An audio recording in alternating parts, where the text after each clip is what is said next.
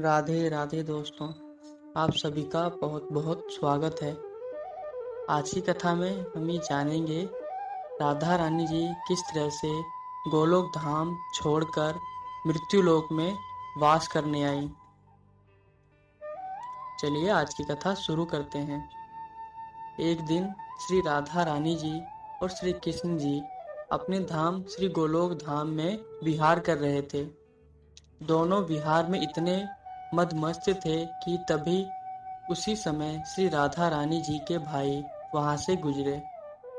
श्री राधा रानी जी और श्री कृष्ण जी दोनों ही उनको नहीं देखे और न ही उनके ओर ध्यान दिया, पर श्री राधा रानी जी के भाई को इसी बात पर क्रोध आ गया कि हम यहाँ से गुजर रहे हैं और ये लोग बिहार में इतने मदमस्त हैं कि इनको हमारी ओर जरा भी ध्यान नहीं है। जिस पर श्री राधा रानी जी के भाई ने श्री राधा रानी जी और श्री कृष्ण जी को श्राप दे दिया कि आप लोग में जितना प्रेम है आप दोनों उतने ही दूर चले जाओगे। श्राप देकर भाई तो चले गए।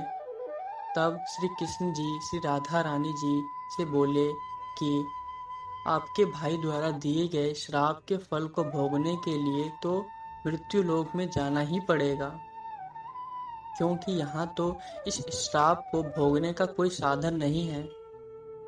ये सुनकर श्री राधा रानी जी रोने लगी और भगवान श्री कृष्ण जी से बोली कि हम तो मृत्युलोक नहीं जाएंगे, क्योंकि वहाँ का लोक हमारे अनुकूल नहीं है। यहाँ पाप अधिक है, पुण्य कम है। तब भगवान श्री कृष्ण जी बोले कि चाहे वहाँ जो भी हो, श्राप भोगने तो वहीं जाना होगा। श्री राधा रानी जी मृत्युलोक में आने के लिए किसी भी प्रकार से तैयार नहीं हो रही थी। तब अंत में श्री कृष्ण जी बोले कि एक उपाय है, क्यों ना हम इस गोलोक धाम को ही वहां ले चलें। इस पर श्री राधा रानी जी मृत्युलोक आने के लिए तैयार हो गईं। तब भगवान श्री कृष्ण जी सर्वप्रथम श्री यमुना जी को पृथ्वी पर आने को कहा। फिर श्री विरजा नदी का जल श्री यमुना जी में छोड़ दिया। इसके बाद भगवान श्री कृष्ण जी गोलोक धाम से 84 अंगुल गोलोक धाम की मिट्टी पृथ्वी पर एक सीमित क्षेत्र 84 कोस में वर्षा की। 84 कोस बराबर 252 किलोमीटर। श्री बिरजा नदी का जल और श्री गोलोक धाम की मिट्टी 84 कोस के क्षेत्र में एक साथ आने के कारण इस क्षेत्र का नाम ब्रज क्षेत्र पड़ा।